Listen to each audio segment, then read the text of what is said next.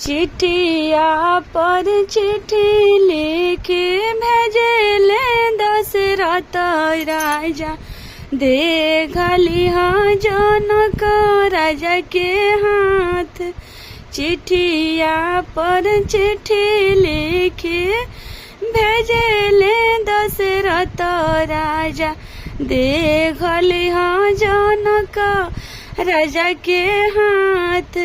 मालावा से पानावा से मालावा छवाए बे मोरो समाधि। जहाँ जाई है श्री राम बियाहन। पानावा से मालावा छवाए बे मोरो समाधि हो। जहाँ जाई है श्री राम बियाहन। एतना वचन जब सुनेली सीता बेटी।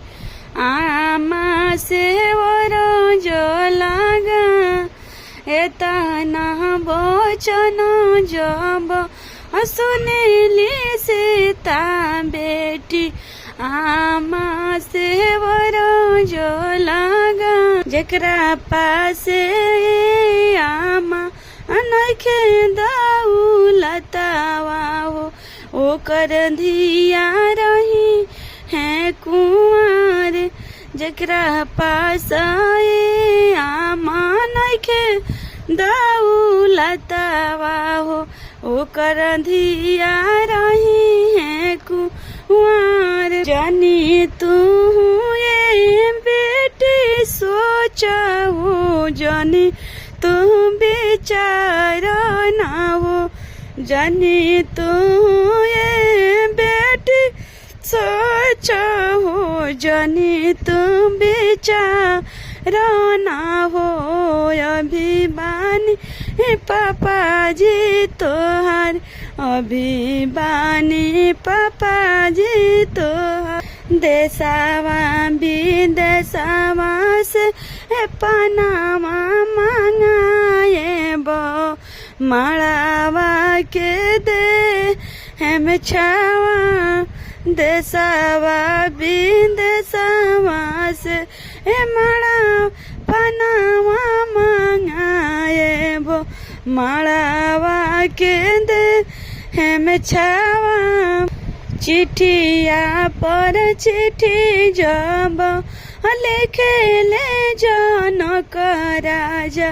दे दी समधि जी के हाथ।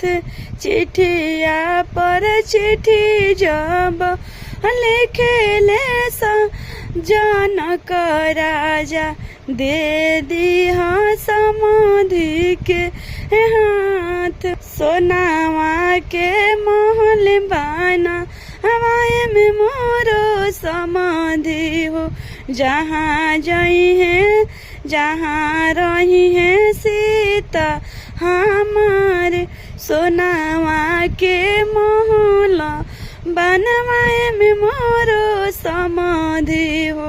जहाँ रही है सीता हमार। एतना वचन जब सुने ले रामचंद्र।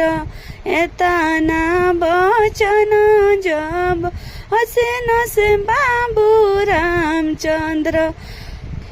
पापाया गवा होई गईले खाड़।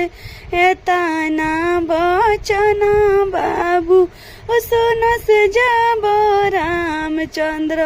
पापाया गे होई गईल खाड़। जनी बाबू सोच हो। जनी बाबू विचार हो। अभिमानी पापा जी तोहार। जनी बाबू सोच हो। जनी बाबू विचार हो। अभिमानी पापा जी तोहार। देशवा विदेशवा आसे सोना मांगवई बहु। महल हम देह में बनावा।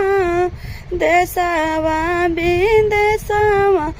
आसे सोना मंगमई बहु महले हम देव